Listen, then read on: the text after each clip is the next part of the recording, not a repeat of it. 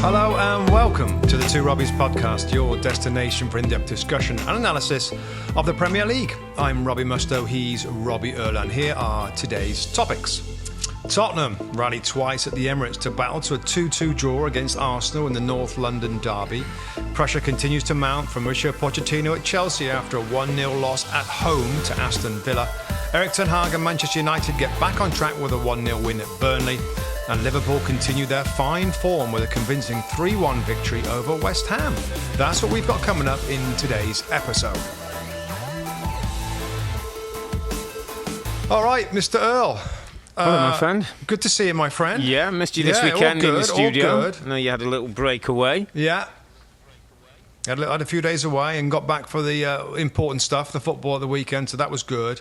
And we will start, mate, at Arsenal. The North London derby, much anticipated. Yeah. Two teams going in pretty good form, unbeaten, really. Yeah, and, both unbeaten. You know, it's like, yeah, really good form. I mean, I thought it was a fascinating game of football, Rob. We'll get into the details, of course.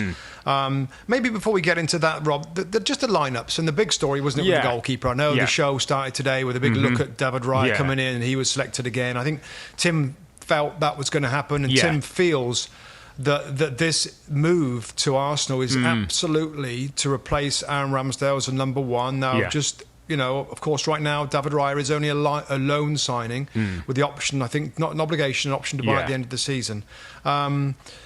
Just give us a quick line, Rob. I mean, is this it, or is this going to be a few games and then they switch over again? Well, I thought today was telling, Robin, and I got to admit, last night I was thinking about it, and I thought, wonder if he goes back to Ramsdale today. Big game, North London derby. He's played in those big games. Yeah. He's never let anybody down. And then we'll see, is it a bit of a balance between the two, or is the one or the other? The moment he's gone for Raya, and Tim's been down this road from the very day that they signed, that Raya's going in as number one, it would seem that Tim's right, Rob, and Aaron Ramsdale, as much as he's supporting from the side and his big personality, looks like he's going to be number two. And for his England ambitions for the Euros coming up, it's going to be interesting to see if and at what stage he decides he needs to maybe move from the football club, Rob, to play first team football, because he's not going to be happy sitting on the side. I mean, if we're to believe Mikel Arteta, though, Rob, that this is going to be about two players for every position and some kind of rotation. Yeah. Do you I mean, I still think there is a possibility in about 2 or 3 games to say, you know what, well done, brilliant, did nothing wrong, like Ramsdale didn't. Yeah. Now it's Ramsdale's turn to keep sharp and to keep fit, and they might have, you know, 3 or 4 games each. You know, nobody in the game thinks that's the right thing to do. No. I'm just throwing out the last lifeline for Aaron Ramsdale, Rob. We know Mikel Arteta makes some decisions that are different. He probably thinks things. He's got a developed mind. I think he's interested in trying things. And in some ways, he's saying, like any other player on the pitch, there's competition for places, and some will play one week and some will play the others. I just think the goalkeeping position, Rob, is so unique, and so in that the work that you do, you know, even as an outfield player, I'm putting ourselves in this situation. Like you need to know which keeper you got. For me, week in, week out, is he somebody who comes for crosses? Is he somebody who stays on his line? Is he somebody who likes left foot, right foot? How's he like the ball play? There's all those little dynamics and nuances that you get through relationships. I just think swapping and changing, even if it's every 3 or 4 games, I'm not quite sure. I think you lose something there, Robin, and I'd be surprised if he does. I'm not saying that Ramsdale won't get certain games and maybe cup competitions and whatever, but it would seem to me at this stage that Raya, you know, has certainly done nothing wrong. Couple of clean sheets, made a couple of saves today. Looks like he's going to be number one. Yeah, it looked good today. Yeah, I thought it looked good today, Rob. I thought it looked good. He's so sharp with his feet. Just ready to play out. Made some good saves, as you said. Just final thing on it for me, Rob. Sorry, go on, finish. Go on then. No, finish your point, mate. And okay. I just on the goalkeeper situation. Yeah. I was thinking the other day about it, and it's like the goalkeeper is like another captain. Well, obviously, you have a captain of the football team that's kind of an important player within that team. Yeah. I think being a goalkeeper has as much responsibility as a captain. It's a leader. It's a main leader in a team. And if you keep changing that position, it affects everybody else. Yeah. You know, in and around that critical area of the 18-yard box, there's nobody more important than your goalkeeper to direct, to make sure everybody's picked up and all the things that needs to be done. And it's such an important position. And if that's going to keep changing, it's like changing your leader, your captain all the time, directs the way that you line up the walls, or, there's so many details that makes it an extraordinary position to keep changing. But again, that's my last thought on, on switching the two goalkeepers. So my last thought, and it was just, again, a thought that I had in terms of the two goalkeepers. I'm kind of thinking in my head, Rob, what made Mikel Arteta move in this direction, feel he needs to make this move in this direction. Now, competition for places, I get. Was Aaron Ramsdale at fault last season? In a few games he made mistakes, but I think you can say that about them all. I think he would have learnt from that. So I'm wondering reasons, Rob, and I'm going down a road, and again, it's just my thoughts. It might be wrong, I don't know. I'm wondering if the personality of Ramsdale is something with Arteta. He looks like... He's a bubbly character. He was a strong personality. We saw that in the documentary. But he can be a bit emotional. And I'm wondering if when I see David Raya today, mate, and he made a really good save from Brennan Johnson in the first half, where he gets his hand to the ball and thing. There's no drama about David Raya. He makes a save, a great save. He just gets up and gets on with his business. I sometimes think with Ramsdale, a bit like Pickford, there's a bit of, I don't know, showbiz about it. There's a bit of noise. There's a bit of going I think this guy's a little bit more tempered, and I'm wondering if Arteta feels in big moments, in big games, when the pressure's on, Raya's personality might be better suited. Maybe, Rob. I mean, I don't know. We'll see how it plays out. I mean, absolutely, the two excellent goalkeepers. It's going to be fascinating. And the game was fascinating, Rob, for me. The game was fascinating for me. The tempo was as expected. The atmosphere was expected. Yeah. Really, really hot atmosphere. Very high press. Very aggressive press from Arsenal, Rob. And the first thing that comes to mind with this game was that press from Arsenal, that plan to stop Spurs playing. Yeah. And the stubbornness and the persistence of Tottenham, Rob, to continue to play out from the goalkeeper, to keep trying and trying and trying and trying. And there was at least two occasions where they make mistakes, they get caught on the ball. Jesus should have scored to make it 2-0. It is with risks. And Postecoglou has said many times it's going to be scary at times for Spurs fans to watch them do it. But I got to say, I do respect the way that they did it. Yeah. It's hard work for Arsenal, Rob, in doing that press. It's hard work. And I felt, certainly towards the last 10-15 minutes of the first half, that Spurs started to find ways through, and Arsenal got a little tired of that press. And by the way, it's just a big picture on this one theme throughout the game. Second half, again, I thought that Arsenal didn't want to put that energy in to try and high press all the time. And Spurs, it's almost like they kept going and going and going. It's almost like the manager's like, listen, I've been here before with different teams. And it's difficult. And we're going to give up goals and we're going to give up chances. But in my experience, the continued play, pass, that it finds a way through. And when they did get through, even in the first half, by the way, they looked dangerous when they got through that press. And again, it wasn't many times Arsenal won the territory kind of war, if you like, in terms of where the game was played for the majority. But I thought that was admirable of Spurs, their new team, this new look, this new manager, and saying, I don't care. This is the way to go. And it's almost like, wow, we're kind of seeing it play out. Because lots of people say, look at it, Rob. Sorry, mate, I'm going on a little bit. Lots of people look at it and say, God, why are they doing this? They're giving up all the chances, and it's risky football, and what are they? He's a lucky boy and all this stuff. But there's got to be a method behind the madness. And I thought over the course of the game, and of course I thought it was a fair result actually at 2-2. You saw that style find its way through that pressing, and then more progression into the game, and it became, I thought, an even game in the second half. I just thought that was the big takeaway for me, Rob, is that the style and the manager and the Spurs manager wants to play that way. It was really interesting you say that, mate, because we haven't obviously spoken since the game was played, first thing. And it's interesting that we do a tactics session on the NBC Sports YouTube channel, the tactics session. Our tactics session was Arsenal's early press, that could have won them, and Jesus missed on 32 minutes, which would have put them 2-0 up. And then second half, Spurs starting to continue, had a little bit more press, had energy, and won the game through nicking the ball off Jorginho. So similar thought, actually. And listening to Postecoglou, I listened to his post-match interview a couple of times this weekend, Rob, because I wanted to make sure I got the detail and the understanding. And a couple of things he said: no restrictions, we go to Spurs. I can't tell my team to play any different going to Spurs and then want them to revert back next week. He said that isn't how it works. Yeah. Go to Arsenal. Yeah. He said that isn't how it works. Yeah. We've got to believe in what we do, and we've got to believe in what we do is going to win us games. And as you say, there's going to be a few moments that ain't great. I thought Arsenal were particularly good on the press. Jesus is a master at winning the ball back and hunting it down. I thought he was excellent in that first half. But as you say, Spurs, I thought Arsenal lost a little bit of their drive, a bit of energy, their structure with Declan Rice in the second half. And as you say, Spurs continued to play. They looked. I thought they continued to look a threat when they played through that press. And in the end, I agree with you. I thought a draw was a fair result. But I thought it was admirable that in 6 Premier League games and however few months he's been in charge, that Postecoglou can have the belief in his group, and the group can have the belief in themselves to continue to do what they do, and know that, I think it's born out of, Rob, if that's Mourinho or that's Conte and you make a mistake, he's probably dragging you off, or you're getting hammered, or he's putting you out there. Postecoglou is not that guy.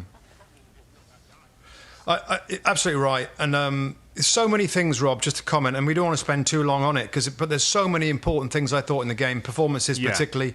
When I look at Spurs, Rob, and I think half the team, I think as John Champion in commentator said that half the team are new to this Spurs lineup. Yeah, young as well. Some of them hadn't played a North London derby before. Very young team it is. Yeah. And just a few standouts. First off, Heung-min Son playing as a striker. Brennan Johnson started the game, Rob, and I think I would have said as well that maybe Johnson plays up front. We thought he might be central, to the left-hand side. Yeah, and I would have said the same thing. Son is now going to be a striker, Rob, isn't he? He's going to be a striker for the club. He's got a couple of goals today. He looks the part. He leads very well. I saw the manager's interviews afterwards about the way that he played. He was struggling with an injury. That's probably why he got substituted out of the game. Okay. And to be fair, I thought the Spurs weren't. He was struggling going into the game, Rob. I think he had some niggle. That's probably explains why he came out, because at the time I was like, why are you taking out the best attacking player? And I thought Spurs actually were never as good with Richarlison in place of him. Other players I thought were excellent. Bissouma midfield. I mean, I know he's been mentioned before, Rob, but Bissouma, blimmin' heck. I know that he's really good on the ball. He's technical and he can play, and he's got great vision. He can play around corners, and he's clever. He manoeuvres the ball lovely. But he surprised me with his physicality, actually, Rob. For sometimes he tracked back really well. He was strong. He's over-aggressive. I think in the one moment where he got a yellow card when he rushed up to the goalkeeper, I thought Bissouma was very good. And I'm going to continue on with my appreciation of players in this week's underappreciated performer. It's a Tottenham Hotspur player, and it's kind of early. I'm going kind of early on him. Mickey van der Ven. Mickey van der Ven, this young, quick central defender they brought into the club. I thought you talk about no drama. He is a really composed footballer. We know about his pace. I think he makes really well-timed challenges many of the times. Very comfortable on the ball. He's got great height, great presence, and he's quietly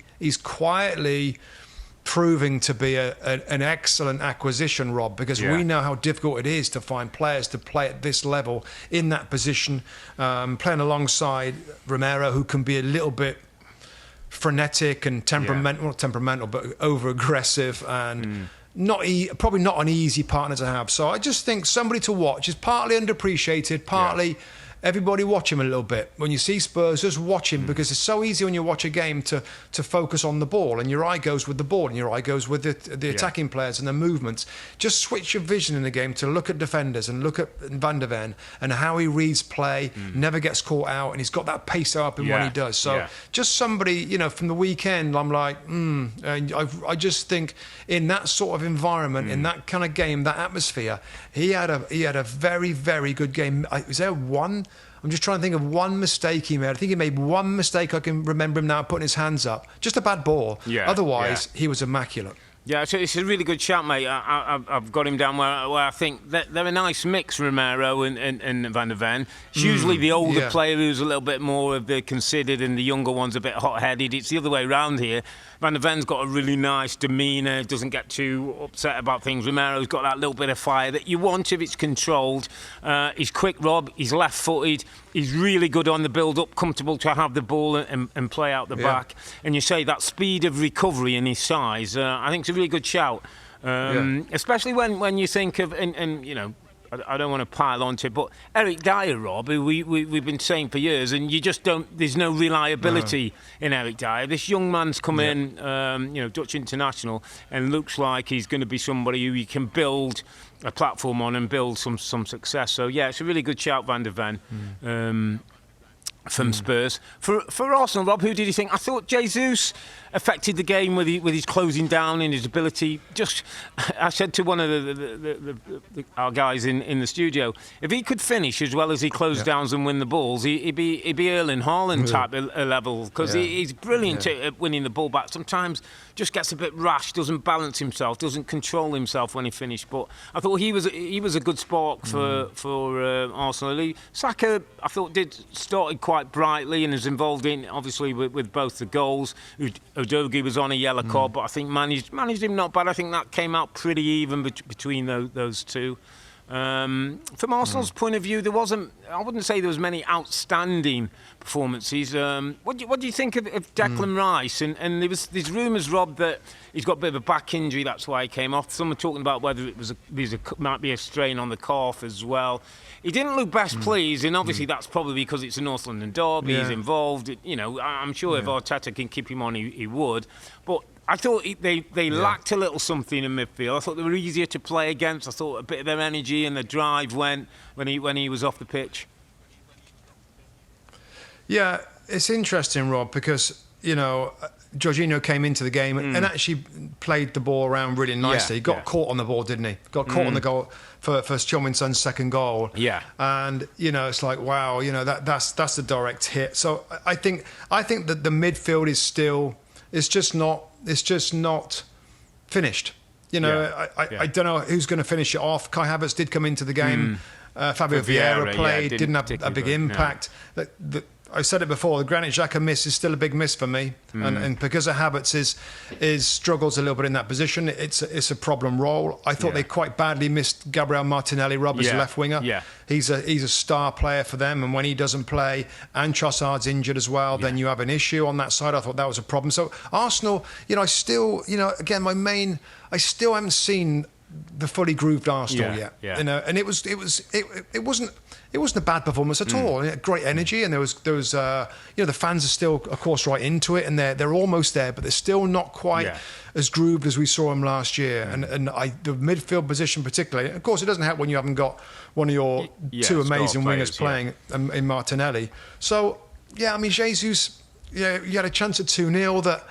That's the composure, isn't it? If there's one thing like that you'd want him to be as a complete player, is just to exhale there, take a breath, maybe take the ball forward. Just think about like an Henry there. An Henry there probably slows himself down. He maybe fakes, he takes it closer to the goal and side foots it in the corner. It's just a little rash. So it's not quite flowing for Arsenal as expected it to be. But isn't it important? You know, I hear your point, and I totally agree. Isn't it important that for now, while it's not, they keep, you know, remain unbeaten if they can, continue to win games even if it's not as pretty as they'd like, and hope the football comes? Because I read something interesting last week where somebody said, if you compare Arsenal to last season, they're well short of that level of groove and rhythm, intensity and passing, but maybe they're a bit steelier, maybe they're a bit more experienced, maybe they're finding ways in games that maybe they wouldn't have last season. Maybe. So I don't know, but I agree with you.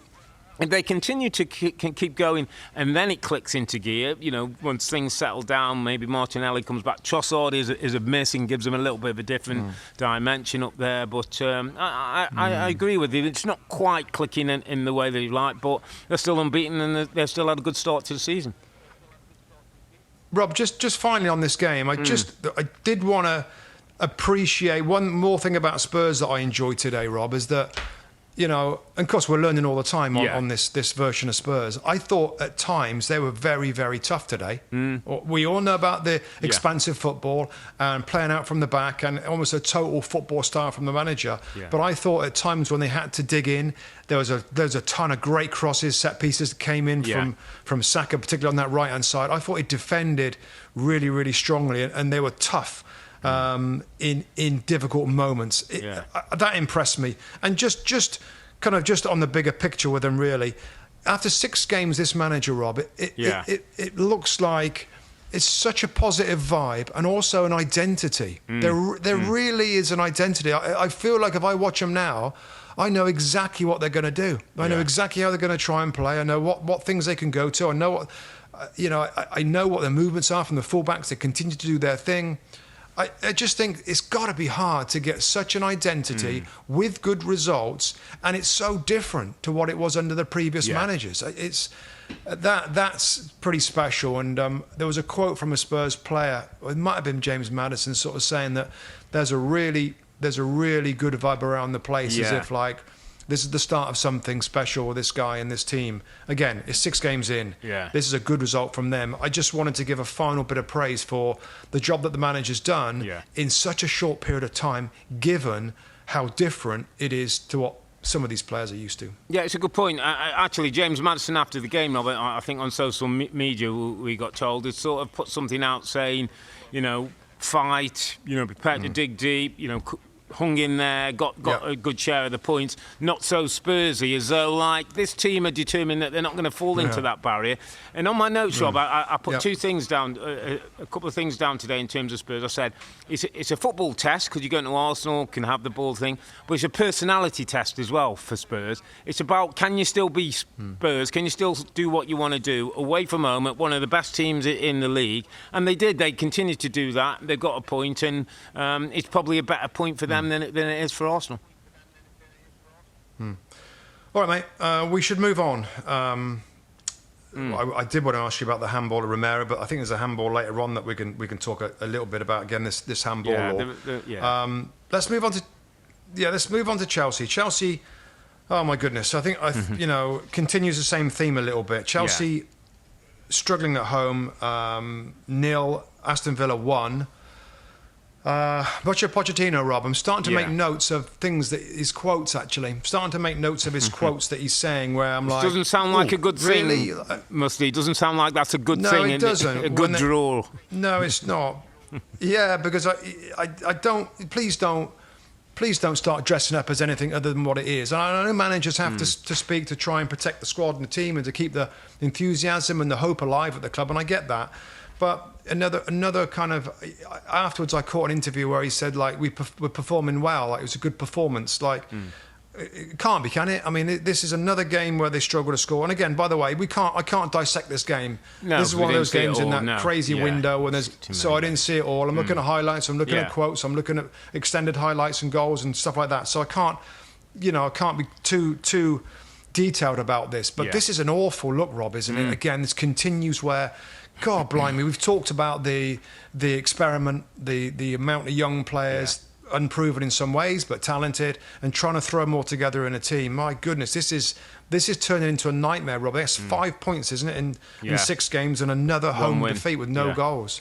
Yeah, not great at all, mate. And I have to go back to, I think, our conversation beginning of the season, or just when the season started, where I said... Mate, it's going to need patience, and in times of term, and I'll say it again, 2 years.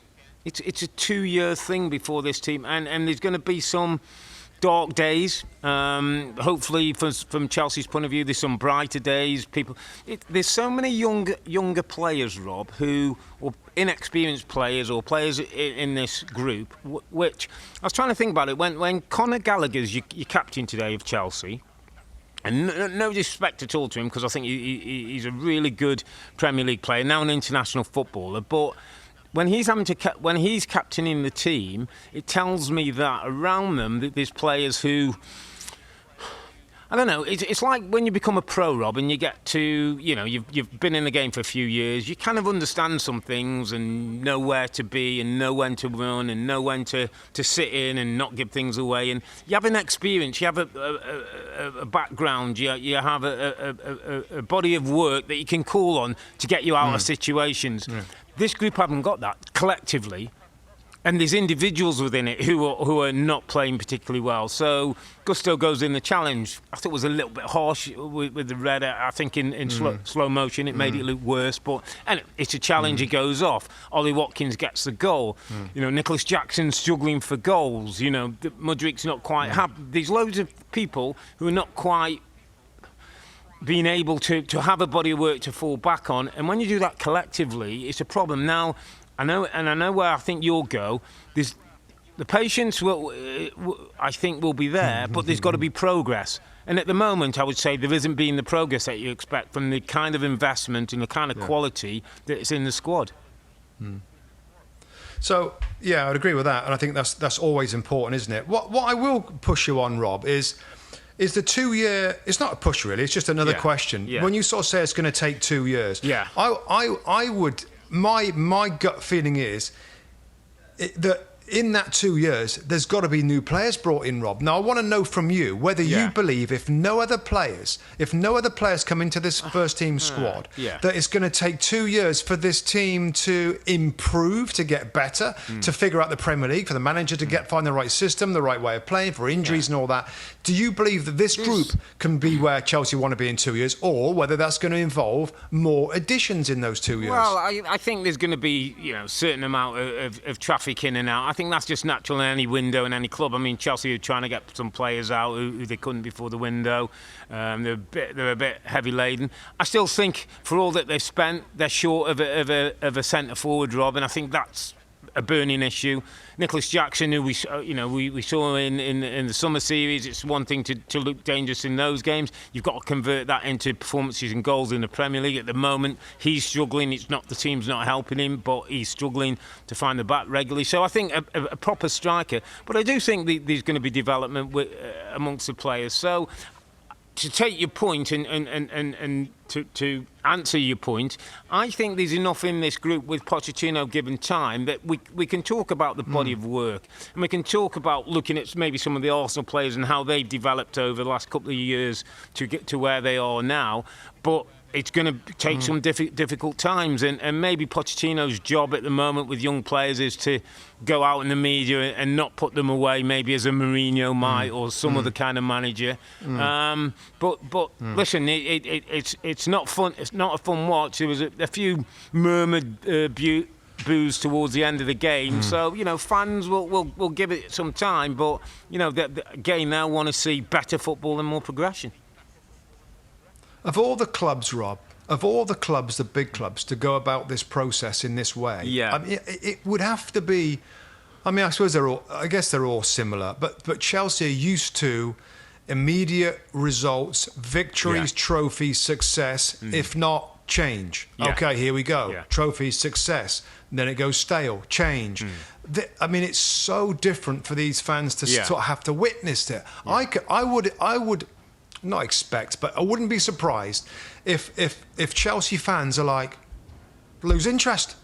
Like, I mean, really? We've got to wait here and wait for this kind of project to happen now? And the excitement totally goes out the club, totally goes out the team.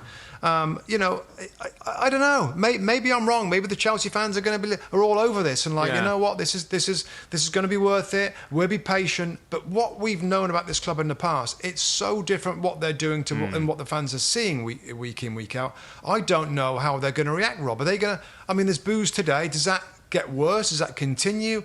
I mean, everybody wanted Pochettino and everybody agreed it was the right guy. Yeah. Where does it go, Rob? Where does the criticism from the fans end up? Is it going to go back to the ownership and the decisions made by them? Eventually it'll go to ownership if they're not happy. Eventually it'll go to manager because, as much as I think everybody likes Poch and understands he's a great coach and develops players, you want progress, Rob, and if it's bottom half of the table again for any sustained period, people are not going to be happy, and I can understand that. And I think Pochettino understands that. So he's got to get improvement. He's got to get a little bit more from his players, be a bit, more confident in possession.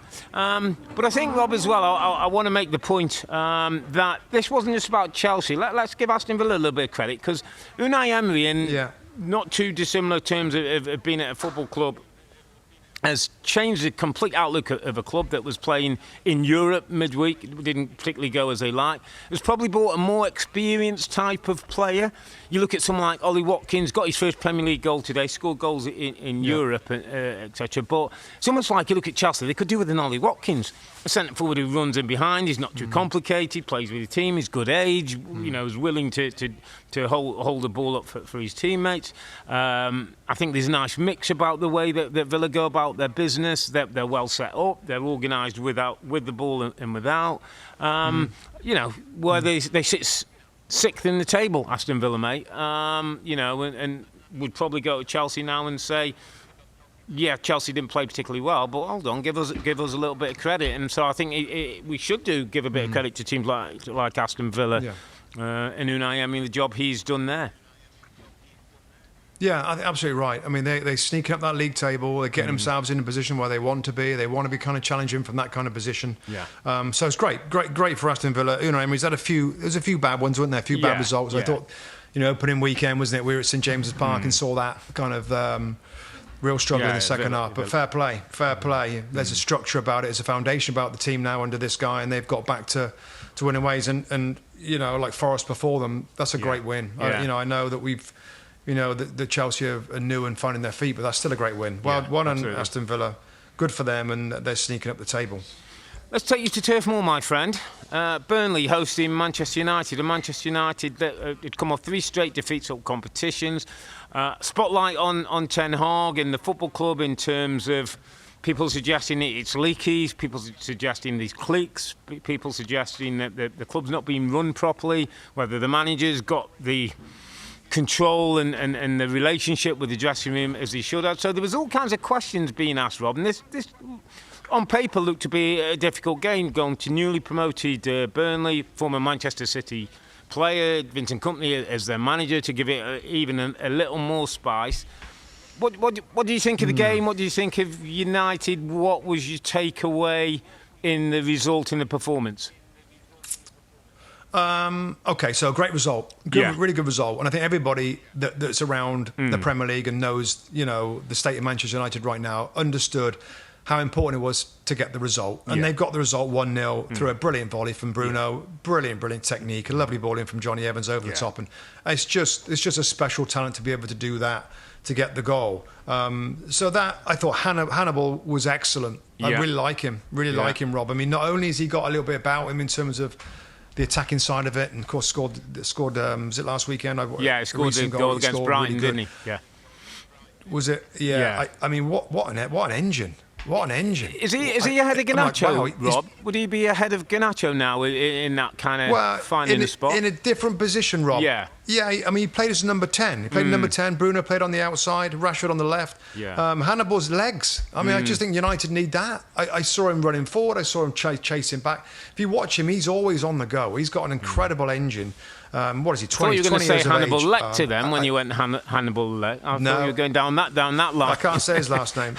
No, I'm not going to chuck in any kind of puns or anything. No, I thought he was excellent. Yeah. All that being said, and I understand the injuries and that, and I know that Lisandro Martinez is injured again now, and you have Evans and Shaw's out. I mean, there's a lot of changes to the lineup, and that's probably the reason why they look so passive. And again, it's just hard to see a Burnley team that can dominate possession against Man United. And again, I know the circumstance. I know they're out. I know they got a grind, and I like it. I like United for that. Yeah.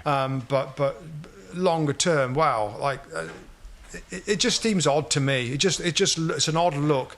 The Manchester United, for large periods are forced back, and they're defending. They're sitting in good shape and all that kind of stuff. But that's not. It's just not the sort of game rhythm pattern you expect from Burnley versus Manchester United. Burnley, a newly promoted team, trying to find a new actual starting 11 because of so many changes. So that's my take, Rob. Really, well done. But I still kind of expected a little bit more in terms of the football and being dominant with the ball. Yeah. What did you think? I agree with you in many respects. It was about the result. It was about getting the 3 points. It was about the clean sheet for a goalkeeper who's been under pressure, Rob. I thought the structure was better as the game went on. I thought they didn't have too many sort of dramatic moments, partly because of Burnley were a little bit disappointing. I thought when they got to the last third, the build-up play and approach play was decent. Koleosho on the left-hand side is a threat and looks like things can happen when he gets the ball, but Lyle Foster up top was a bit of a miss. But when I look at Manchester United, Rob, and we spoke to Johnny Evans after, who gave a really great interview, talked about time with Tim and was probably had a goal disallowed for a header, assists on the Bruno finish, was excellent playing next to Lindelof, and Ten Hag's talked about how important he was. But let's just think about, Rob, where we are and what we're talking about. At the start of the season, Manchester United, and my words were, got to get closer. Got to get closer to things. Not ready to win a title, but we've got to start seeing them getting closer. And so, I don't know, 10 points, 8 points, something like that would be, that's pretty good. And I know we're early on, but when you look at the two teams, and I heard a phrase last week that I thought, I'm going to drop this one on Mustoe. It was somebody talking about sports and says a team can either be a metre away or a mile away. Which are they? You can be a metre away from somebody close, or you can be a mile away. Well, if Manchester City are the benchmark, Manchester United are a million miles away. A million miles away from where they want to be. Possession, build-up, understanding. And we didn't expect that, Rob. No, we didn't expect it at this point. And so, but let me finish my point. And absolutely, Johnny Evans, who I have a huge respect for, 35 years of age, playing for Manchester United, is a testament to him as a professional, his fitness, the way he conducts himself, etc., etc. But Manchester United, needing Johnny Evans, Rob, have got Harry Maguire, who they don't want, can't get rid of, couldn't get him out the door. Anthony Martial, we talked about, has been at the football club 8 years. We still don't know if he's really a centre-forward. Scott McTominay, who's a great lad, will be a star player in another team, but is no longer Manchester United. If they're going to get closer, the metre away, have to move on. Danny van der Beek, Rob, was on the bench this weekend. I mean, where does that come from? There's so many players still in this squad around this football club who are not at the level where we think Manchester United should be. Therein lies some of the problems. Rob, I wish I had my list with me. I'm just trying to find my list. The problems, right? And I know that there's all sorts of, the talk about the ownership and all that, and I get that. And they're the owners. They hire the directors of football, the directors, the chiefs, people who go of the football club. The biggest problem with this club over the last 5-6 years has been the recruitment. The recruitment. There was a stat last week, Rob, that Manchester United have spent the most money assembling the current squad. The most money in the world, Manchester United. So the money has been there to spend on new players. Yeah. And my list was the most expensive players for Manchester United. And you got Maguire, you got Anthony, you got Jadon Sancho, you had Di Maria going back 5 to 6 years. There's so many that are the expensive marquee signings every season that have done nothing. So that for me, and I know, listen, that the owners are the owners and it all lies on them. But if they would have had a better director of football to spend this money wisely, you've got a good manager now. Erik Ten Hag knows what he's doing. He's trying to instill the discipline. But the fact that when you look back, I looked back a few days ago, Rob, at one of these websites, Transfermarkt, that has all the signings. When you look at Manchester United back to, I think it was 18, 19 or around about 2019? I'm like, wow, Di Maria, that was a huge fee. And I haven't got my list. My memory's not very good. But it's like there's so many, Rob, that's like, wow, didn't work out, did it? Oh, yeah, I think Martial was in that list. Let me stop you there, mate, because it's a brilliant point you make. How are we in the position that And I know, is it Michael Edwards who's at Liverpool and Paul Mitchell's at places, and all these people, Newcastle have gone and got Dan Ashworth, and there's probably 10 names in European football who are held as the guys who can set this thing up and get it done. How are we in a position that the biggest club in England, the most successful club in England over recent times, cannot attract that person and set them up to be at their football club? How can that happen? How can Newcastle find Dan Ashworth, who can put a system in place, and this Michael Edwards left Liverpool, and Liverpool, and all that? How are we in a position? Whose negligence is that? Is that owners, or is that the next level down of executives? Because that's where the deficiency is. Yeah, it's absolutely right. Absolutely right. And listen, it's not really our style, Rob, to point people out particularly. But John Murtagh is a director of football at the club, and he's a kind of inexperienced. He's a great football man, been around the game a long time. I know Tim Howard knows him from Everton, their time together at Everton, and it was a. I remember speaking to somebody, Rob, and I said about, God, John Murtagh. And they said, well, you think about it, Michael Edwards was promoted from within at Liverpool, and what an amazing job he did. Yeah. Their feeling was that Man United are doing the same thing. They're one of the guys who's been there a long period of time, been involved in scouting. You're going to be our director of football. It just hasn't gone well, given the facts and figures and the results of the signings since he's been there, probably before him as well, to be fair. Yeah. It's Ed Woodward. You're into Ed Woodward territory then, Rob, as well. So between Ed Woodward and John Murtagh, I'd say two guys that are not really qualified to be making the key multi-million-dollar signings of a club the size of Manchester United. And I think right now you're still getting the fallout from all that money being spent, and they've got some issues, I think, with financial fair play. They can't afford to bring in Harry Kane, etc., etc. And it goes back to that part. But you're right. Who made the decision to put Edward in control of football matters, and then John Murtagh? Well, it's above those, and it comes down to the ownership, and that's where it does always start from the top, Rob. And again, we've gone off a bit of a tangent there. We got into a little bit, I just had a look at that list. I'm like, God, so much money spent on players that haven't done it. There might be reasons for that. They might say, well, the environment, the club, whatever it is. But end of story. And you compare that, and I don't want to get into it right now. But one of my notes on Man City game, Rob, we got them. We could chat them next, I think, or in a couple of matches' time. Their recruitment has been incredibly amazing. Wow. It's been absolutely amazing. They haven't wasted it. The gold standard, mate. I wrote a list. It's the gold standard of recruitment. Yeah. Let me just take you back to the game on one point, because I don't want to miss this, and I think it's important. I think I mentioned it on air yesterday. Bruno Fernandes, my friend, who's often criticised, maligned, more often from fans who are not Manchester United, but it's seen a bit moany as goes down, whinges at referees, at whatever. I've got to tell you, I thought he was serious yesterday in playing in a position that wasn't natural, maybe on that right-hand side as Hannibal came in. I thought he worked hard for the team. His goal was something special, was the quality that unfortunately Vincent Kompany doesn't have in his Burnley team, maybe saw in his Man City team. I thought it was a brilliant goal. I think leadership comes in different ways, and he's not the archetypal Steve Bruce, Roy Keane, Brian Robson, who you knew as a player and a manager. He's not that sort of manager, but he can do it in different ways. He's a bit more Stevie G. I'm going to play this way. I'm going to have a good attitude, hopefully, in that. And I just thought he deserves a special mention, because he's one of those who gets a lot of stick on your general basis. And I was thinking about this, and I was saying, right now, Rob, if those Manchester United players, I know some's potential, Højlund and Rashford's having a little bit of a time of it, but we know the upside. Yeah. Right now, Bruno Fernandes is the only player who could go to another top six team out of the Manchester United players. I'm telling you.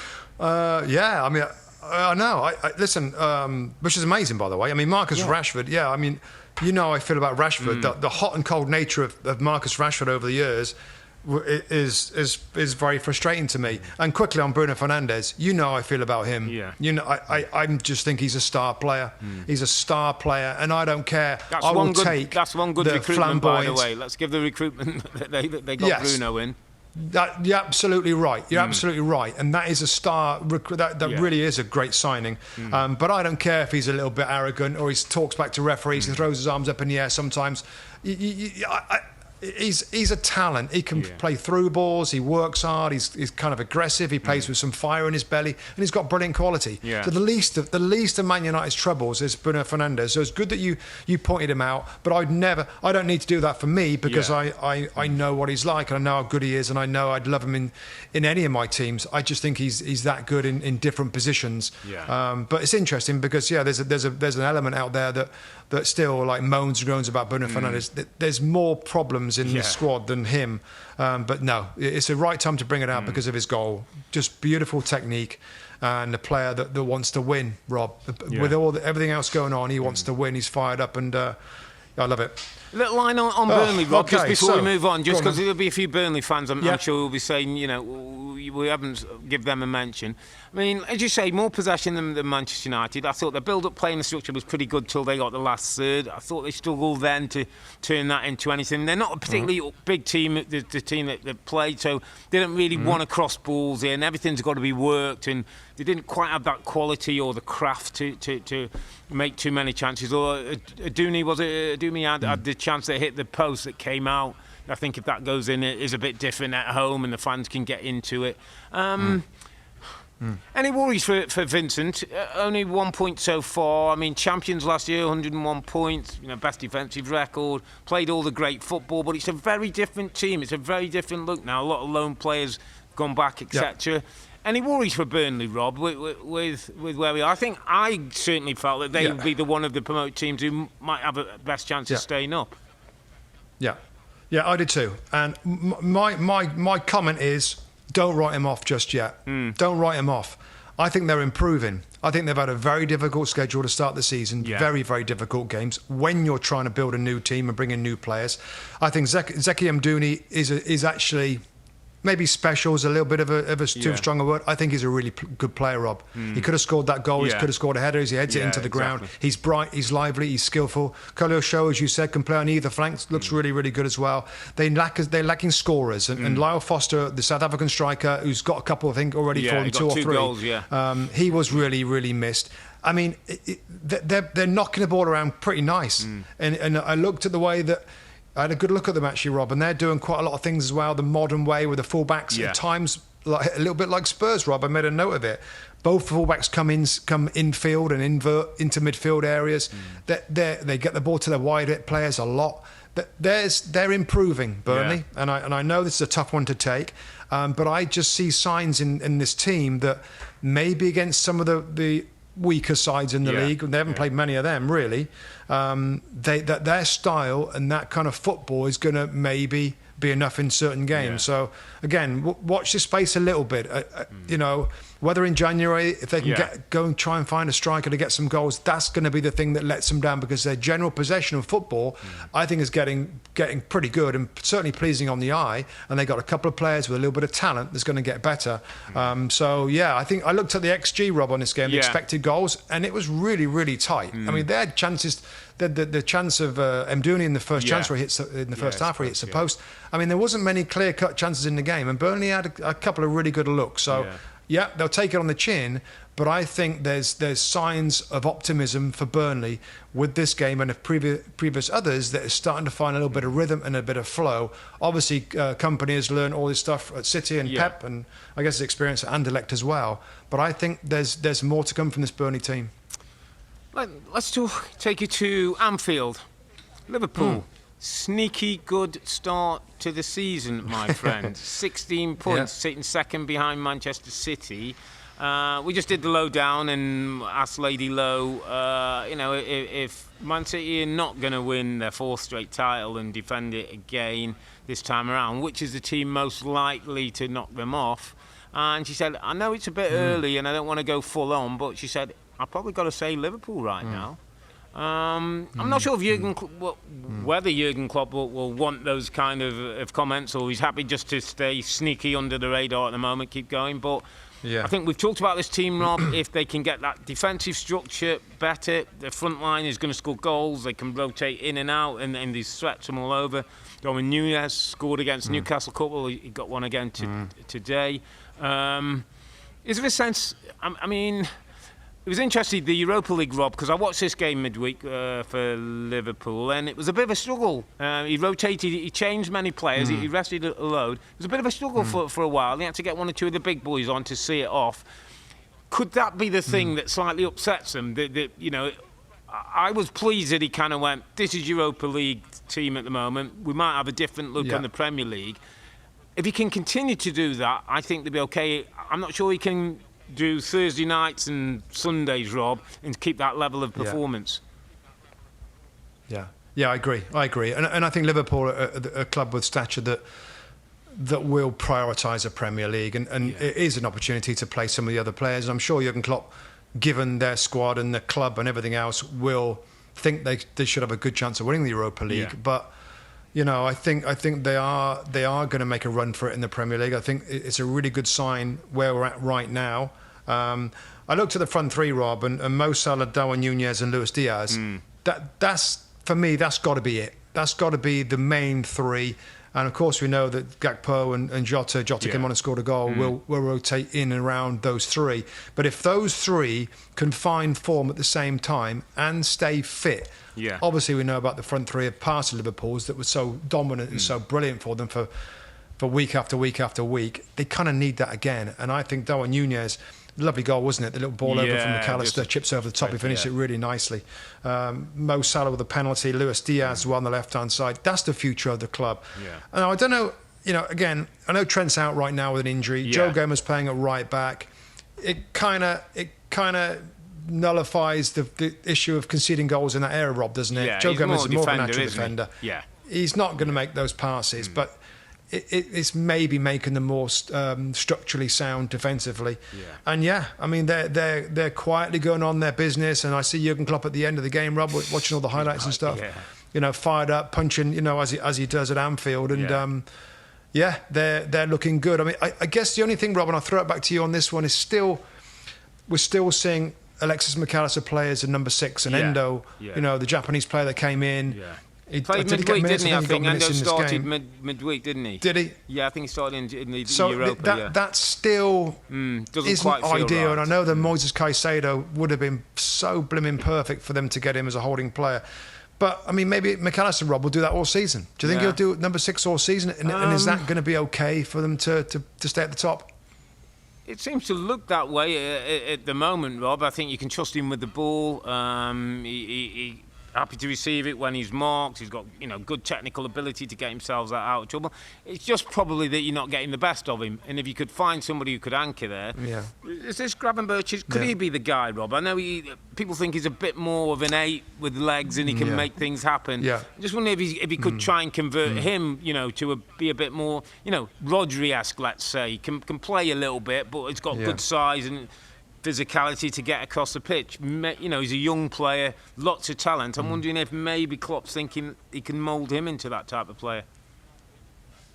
I would be surprised. I would be surprised, Rob, and maybe it's better to keep Gravenberch as a number 8 and play him, and continue McAllister as and then the three of them could find some rhythm and some balance together. That could be really, really good. And Curtis Jones is obviously still a very good player. Harvey Elliott as well to come in as well. So there's options in there as well. And I don't know. I just think that again, this is on at the same time, so you can't closely look at the finer details of the game. But that front three is particularly Darwin Núñez, Rob, that we're all expecting at some point to really start to score regularly every single week. And maybe Liverpool fans have been frustrated with that in the past, but I still like him. I still like him of making chances, running in behind. He got his goal, and it's a great win for Liverpool, and they're cruising, absolutely cruising. Okay, my friend, let's move it to the Etihad. Manchester City, 5 straight wins, made that 6. A 14-minute spell, goals from Foden on 7 minutes and Haaland 14 minutes. Same old business, really. I mean, the one disappointment for City will be sort of really out of character for Rodri, Rob. 46 minutes on the clock, goes face to face with Gibbs White, and then inexcusably puts his hands around the neck. Now, how much contact he made, how much he goes down, we don't know. But the moment that happens, there's only going to be one outcome. That's a red card. He misses 3 games. And Pep actually came out, which he doesn't obviously publicly do this too many times, and said how angry he was with Rodri. There was the old when Rodri walked off after he got the red card. Pep sort of did that where he wasn't even looking at him. So disappointed, I think, in the composure for a player who's been brilliant this season and been such an important part of the team with other players missing, injured. But same old City, Rob, get the job done, kill you off with a couple of goals. I thought Forest gave a half-decent account of themselves. They were set up with a back, I think it was back 5, didn't they? They went Forest to try and deal with 5-4-1 almost, to try and deal with City's possession and things. But they find a way, Rob, and Matheus Nunes is a player who's, you talk about recruitment, comes in, and I'm going to go back to my old statement, mate, that I love plug and play. Plug and play, my friend. You bring him into the team, you plug him in, and he plays. Totally. I know. It's unbelievable, mate. Listen, I'll go through. It's just, and it's not as though he's been there. This player's been there at Wolves for any others. Any other teams that might want to fancy a new midfield player instead of getting the young kids from all over for Chelsea. He was right there. He showed what he could do. We saw him in the first game of the season at Old Trafford. I thought he looked really good then. Let me just run through. Let me just talk on recruitment, Rob. Let me just run through. So it's Cheeky Begiristain, isn't it? The director of football at Manchester City. Over the last 4 or 5 years, I'm going to chuck him in now. Doku, Matheus Nunes, Gvardiol, Kovacic, Haaland, Akanji, Phillips. Okay, Phillips maybe hasn't done brilliant for them. Calvin Phillips. Jack Grealish done well. Julian Alvarez, a World Cup winner. Ruben Diaz has been brilliant. Ake's been amazing. Of course, Haaland, Riyad Mahrez, Cancelo. Maybe Cancelo hasn't done well. That's a lot of high-priced players that have done really well. And it makes all the difference in the world. If you spend a lot of money, not only are you getting the immediate benefit of that spend, but for a decade. And that's what Chelsea have done in the past. The teams have been built before. It's been on the back of great recruitment. And then there they are. They ain't going to go anywhere, probably. And you have them. And United haven't had them. And Man City's recruitment.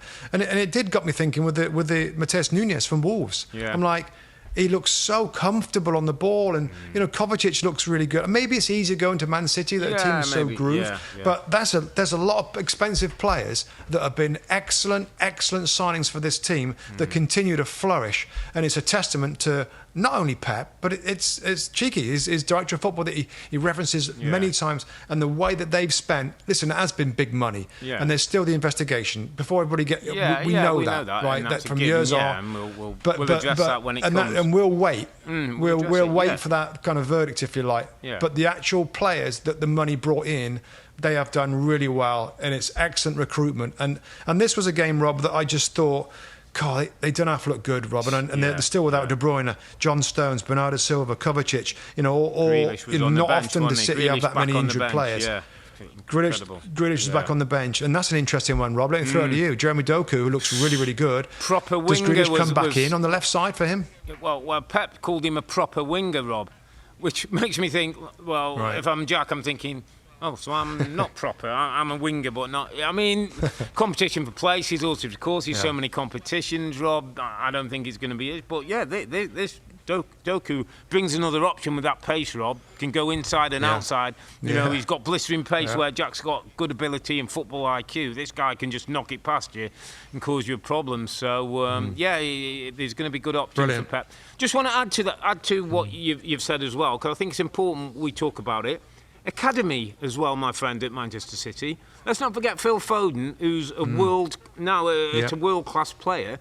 Let's not. Rico Lewis, who's just signed a long contract, will come into the team. Cole Palmer, who maybe for whatever reason didn't quite make it. You sell him for 50-odd million. I watch a little bit and keep an eye a little bit around Man City. There's players out on loan a number of places, Rob, who are learning their trade. There's a good academy. There's 1 or 2 kids in the academy who are special, who they're developing. So, beyond the money and all that, there's a right kind of focus on the academy that's coming in, and I think that's a really important part for Man City as well. You know, I think the criticisms of Chelsea back in the past, and it is a bit different now, was that, you know, it was just bought success and everybody was coming. You know, this Man City team also, Pep leaves a little spot for you know, academy players to come in as well. Yeah, good point. It's a really good point. And you look around the Premier League, Rob, at other teams, and some of those, I mean, some of them have gone on loan, some of them have sold. Yeah. I look at McAtee for Sheffield United. Yeah. I know it's a terrible day for Sheffield United. We'll chat about him in a second.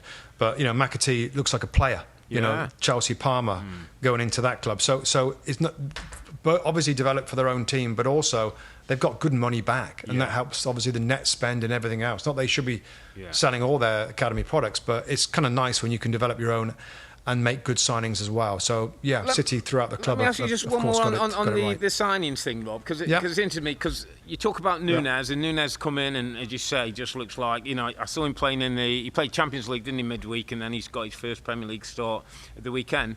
But would I be right in saying if they'd signed Paquetá, was Paquetá ahead of Nunez? Or were there two different? Because remember the Paquetá thing, then the betting thing came out and the investigation, and City moved their focus and went to Wolves.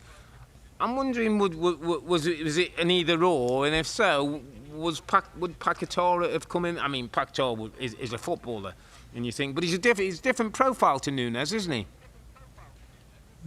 A little bit different profile, Rob. Good question. I mean, I think it's either or, isn't it? I don't think you. I think they are very similar. I feel like Nunez is more. He's got more defensive fire in his belly. He can. He's more durable. I feel like he's kind of rubbery. He gets his foot in there really well. I think he's a little bit more reliable on the ball. I think Paquetá's a little bit more flicky and a little bit more flamboyant. I mean, I like both players. I really, really like. But I think, I mean, maybe I just think they are very similar, Rob. Though I like, for what City need, I kind of like Nunez, given that Gundogan's left the club and is more of a central midfield player more than a. I feel like Paquetá's a bit more of a 10. Yeah, like a Silva than or Nunez is. Yeah, he's a bit more like that playmaking De Bruyne type, where Nunez, I mean, he's got a bit of everything as a central midfield player. He can do everything really well, and Paquetá maybe isn't quite that same on the defensive side of it or the other side of the ball. So, no, it's good question. But I kind of think, and you're seeing it now, aren't you? And this is where there are there's good players in other teams. It's just trying to find them and who might work for your system. And I think it's a really, really good pickup for Man City again. Yeah, City look in decent shape, 6 straight wins. Question that was posed in the studio by our very own Lady Lowe. You know how she likes to be provocative at certain times, and she said, all the time. At what point are we talking about a Man City season where they win every game, and is that possible? Or an invincible Man City season? Is that also, would that be kind of on Pep's radar, not only to win it? Could there be an invincible? She said, if we get to 11 or 12 and they've won, you know, double this number now, and we get to 11 or 12 and they've won every game, or certainly are unbeaten, do we have to start talking about some of that stuff? A bit early, yeah? Well, 11 or 12 is early, isn't it? Yeah, I mean, this team can absolutely. Is it something then that becomes a bit more of a focus? It builds, doesn't it? Each time when 11 gets to 12 and 12 gets to 13. Yeah. No. I'll tell you right now, it's possible. It's absolutely possible that this team can be invincible. It just is possible. Do I think it'll happen? No, I don't. But it's absolutely possible. I don't think it starts to get on the thought process until 20-odd games in. 20 odd games in. 20 odd games in. 23, 24 maybe, and then you're thinking... And it is difficult when those old Champions League games kick it, which they are now. It's that time of the season now where they're kicking in. It is going to be difficult. But if you told me at the end of the season they went without losing a game, it's absolutely possible. But again, it's such a difficult thing to do. Given the style that they play in, given the rotation that they do, it's not as though they they do rotate a lot, Pep, in quality in the league of games as well opposition. as everything I know else. the three promoted teams haven't started that well, but there's some good coaches in this league now, and there's some different kind of tests every week. So again, it was just one of those kind of a bit flippant throw out early, but kind of thing that. If we get to Christmas and we're still talking the same thing, my friend, then maybe we'll start having a little bit more of a serious conversation about it. Okay, let's move things on. Let's round up the other games, because obviously we're running a little bit long on this one. We have to start at Bramall Lane, mate. Sheffield United 0, Newcastle 8. Yeah, for all those who didn't quite. Not sure of the podcast or haven't seen results. Newcastle 8 different goal scorers. Sheffield United will. Now, we believe from our stats guys, Rob, it's the worst defeat Sheffield United have ever had in their history, which is nearly 5,000 games of football.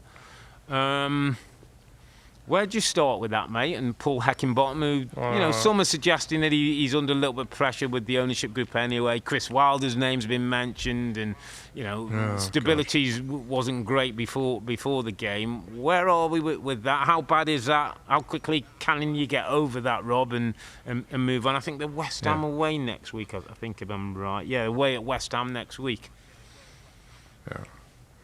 Yeah. Well, first off, to concede that amount of goals is a really bad reflection of the personality of the squad. Yeah. Because we've been there, Rob, when you know that you've got two or three, you're away at, I think it was Arsenal, we got beat 5 or 6. It's like, that something bad's kind of happening here. Yeah. To be fair, set pieces, everything, the Dan Burn at the back post, there's so many, everything went in, the shots, everything seemed to go in. And if a team can't kind of come together and stop that, that's a bad sign. All that being said, I do feel for them a little bit, because they're like other teams that get promoted. He's trying his best to build a new team, find a new rhythm, find a new system. I don't think he needs to pressure Chris Wilder, who's done really nothing since leaving the football club. Did a pretty bad job at my old club, Middlesbrough, I think, Chris Wilder, for a period of time. I don't know why, just for sentimental reasons, they might want him back. I kind of like, for the most part, Heckingbottom's interviews and what he's trying to do. He's brought players in. They expanded a little bit today, Rob. It's not as though every other game they've been bashed. I think most other games I look down there, it's kind of narrow defeats. And they're really, really struggling, but nothing like this. So I'm not going to jump on Sheffield United for this. This is not saying it's a one-off. I said at the start, it's a very bad look for the personality, the character of the squad, that this can happen. Yeah. But they're finding their way, and it's still too early to write off any teams, in my opinion, just yet. And it's some moments where they're attacking now with McAtee playing. Hamer is a good footballer as well. Yeah.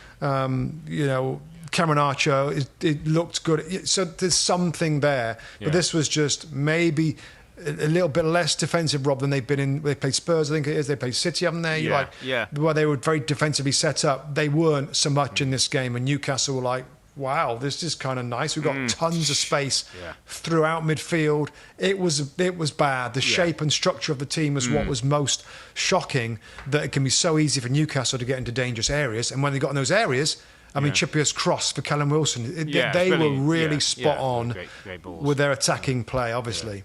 I think the worry would be, Rob, it's 3-0 at half-time, you make changes, you try and get back in the game, you concede 8 overall. It's not a good look. And listen, it's certainly not our job, and I don't like being talking about people losing their jobs and that, but we know the Sheffield United owner is an ambitious man. He wants to stay in the Premier League. Again, the whispers around Chris Wilder, I don't know where and how they've started, but they're definitely circulating.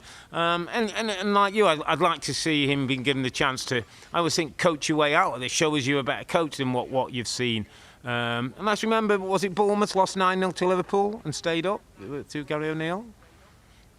So you can have one bad day and it's doable. It's doable, but you can't have too many bad ones like that. I think it starts to go against you. So not a great day for the Blades, but a great sort of game for Newcastle. I just saw great opponents for Newcastle, having had the Champions League and the emotions of the San Siro and the 0-0 draw and the AC Milans.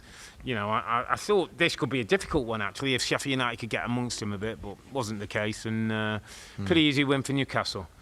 Brighton, my friend. Brighton 3, Bournemouth 1. Brighton got back to winning ways. Went down to a Solanke 1-0, but Kirkaz and Matoma came on as a sub. I think it was 16 seconds he was on in the second half, scored his first goal in his second. He's a special little talent, isn't he? I know he was rested today because there was a few changes for De Zerbi, but he's some player, this Matoma, by the way. Another one for Brighton. You talk about recruitment.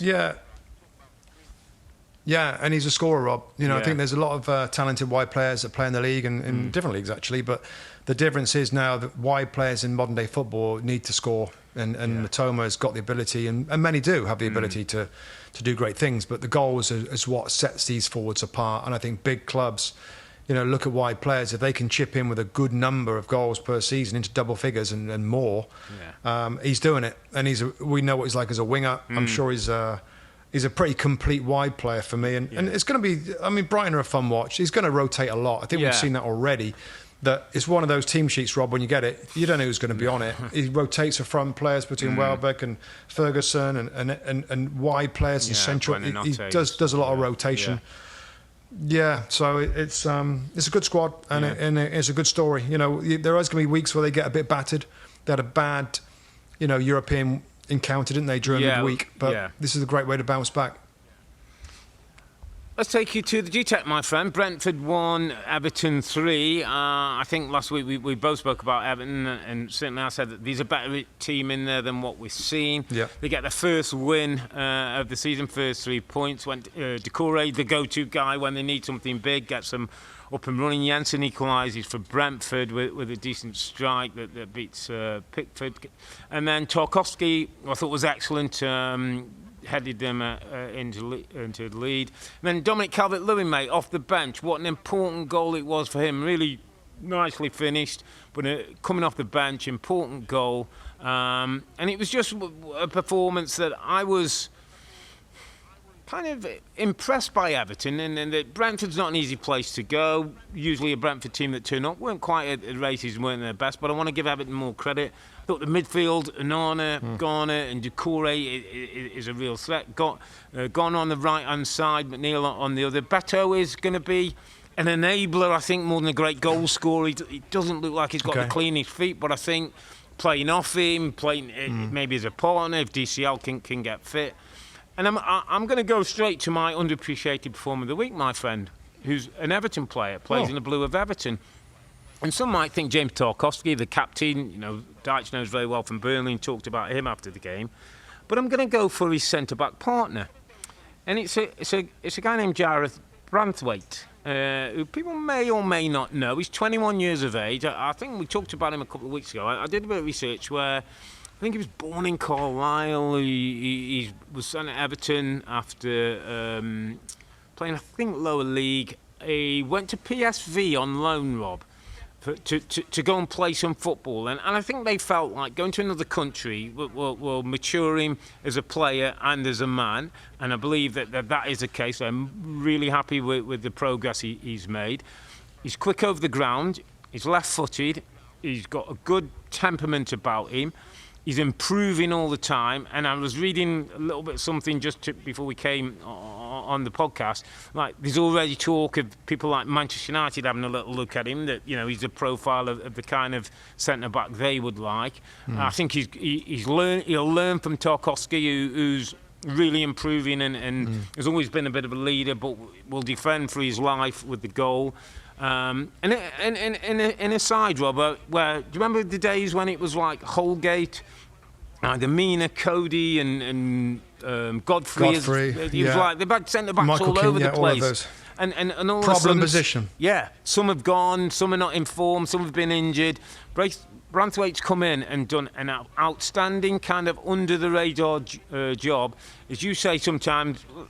Young player, Rob, who, if you can keep an eye on and if he can maintain a partnership, is going to be as important for Everton as anybody else in that squad. Absolutely right, and well said. And it's so important. And it's funny, we've both gone for younger centre backs this time, Rob, and underappreciated. And maybe that's something in that, because centre backs are a little underappreciated. Everybody looks for midfield players and goal scorers and creators. Of course, that's That's absolutely key, but defenders are so important, and like, as you said there, Rob, it has been a problem position. You add into that Nathan Patterson, the right fullback that I like, young, energetic, can play a little bit. All of a sudden, the back four in front of Jordan Pickford, who's obviously an excellent goalkeeper, then it starts to look different defensively. You know, a little bit like Spurs changed a lot of their defensive individuals. They look different. They look better. Everton will hope through. And I know that Patterson was there last year, and maybe there isn't that much change. But centre back is an important position in the team, and to go alongside Tarkowski, that I think we both know is a pretty tough, rugged, pretty good Premier League central defender. That's important. And then, as you said about just in general, I think we both have a similar feeling that this is going to be. Who was I on? I was in the studio last weekend with Lee Dixon, and I made the point that. You know what? It's a tough sell now. They lost last week, and I know they lost, and I'm making a tough 1-0 sell. to Arsenal, wasn't it? You know what? That's it. And I said, I still think Everton are going to be quite a bit better. I wouldn't be surprised if they kind of got towards the mid-table point, given who they've signed and how different they look. So apart from that defensive improvement, difference we've just talked about there, we know the strikers that can do some damage now. And again, I keep talking about him. Jack Harrison's going to be an excellent signing for Everton. Getting close, isn't really, he? really good. I think he's on the grass at the moment, they said. And he's getting close towards it,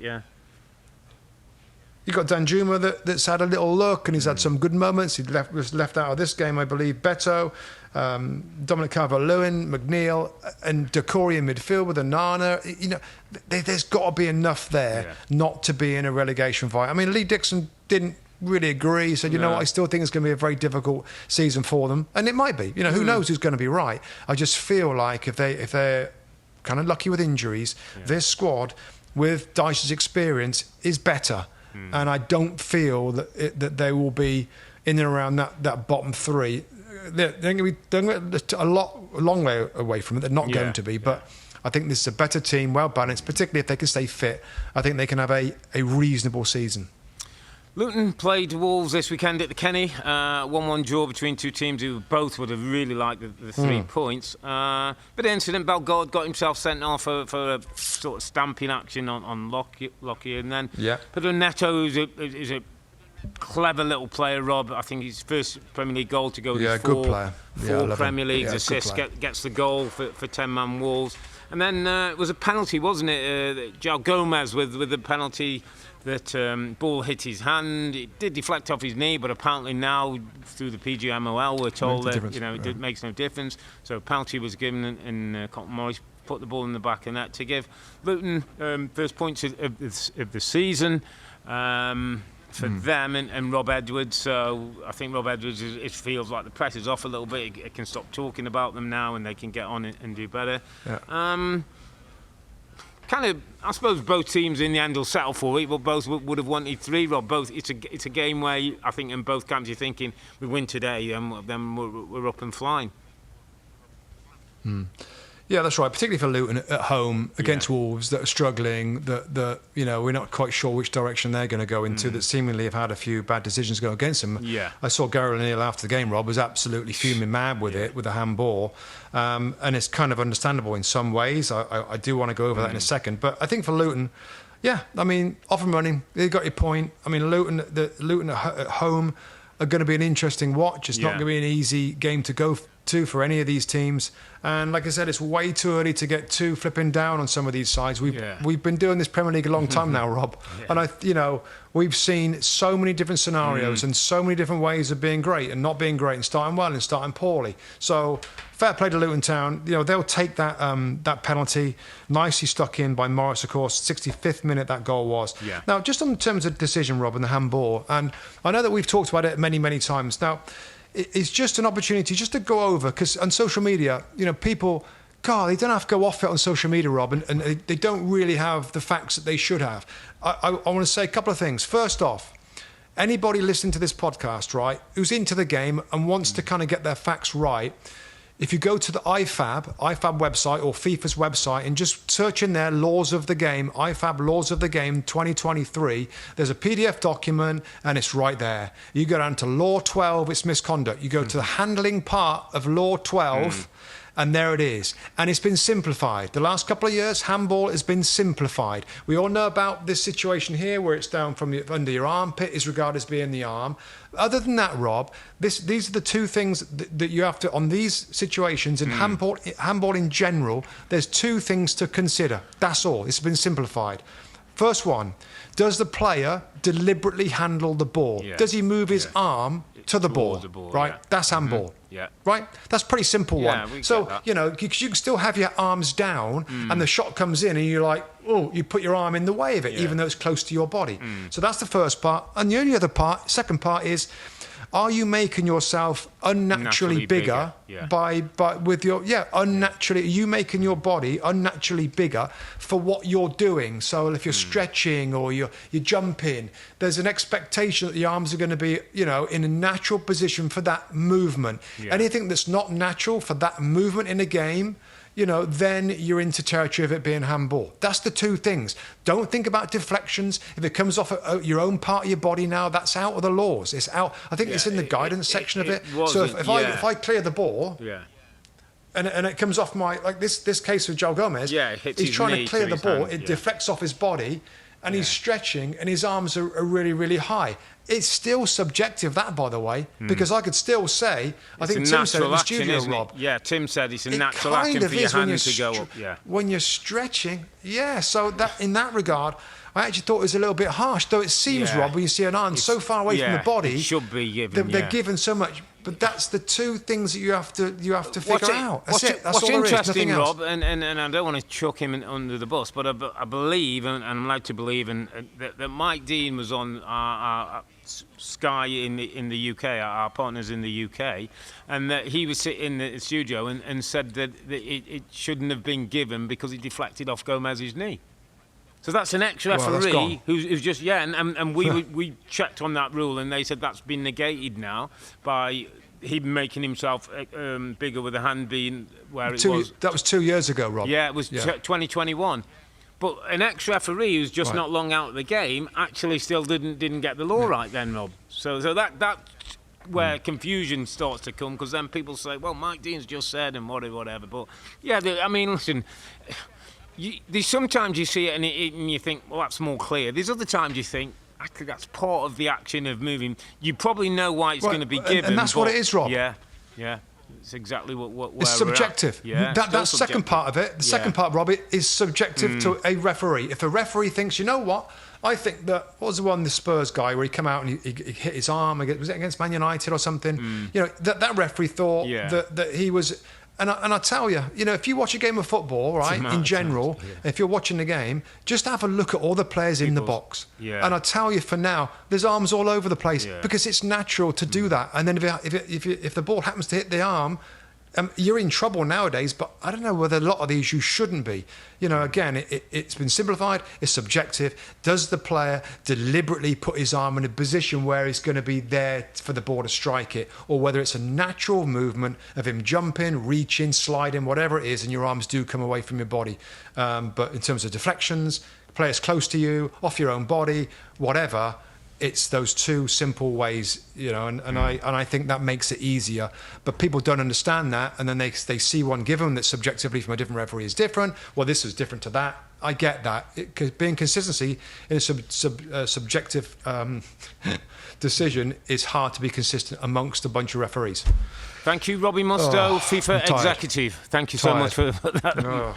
Listen, mate, we'll just say the only one last result that we haven't talked, Crystal Palace 0, Fulham 0, pointed for those in the London derby. Listen, mate, we're going to wrap it up. I think I've had enough of you for one day. You can see when you've had a weekend off. I know, I'm fed up, tired. Stop talking, but let's wrap things up on a day when North London remains both red and white after 2-2 draw at the Emirates. Liverpool look like they're going to team to chase City at the top of the table, while a belter from Bruno at Burnley dims the spotlight a little bit on Ten Hag and Manchester United. Look out for our next podcast. That's next weekend, when we'll review Matchweek 7 and bring you all the storylines from all the games next Sunday on October the 1st. But for now, I'm Earle. He's Mustoe. Together with two Robbies. Thanks for watching and listening. Be safe, stay healthy. It's a good night from me. And it's good night from him. Good night.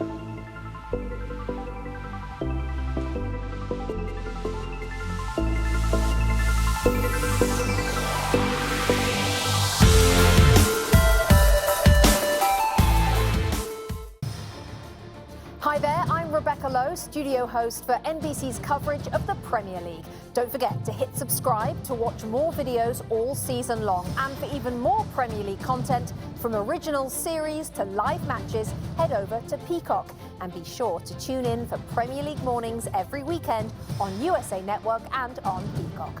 We will see you there.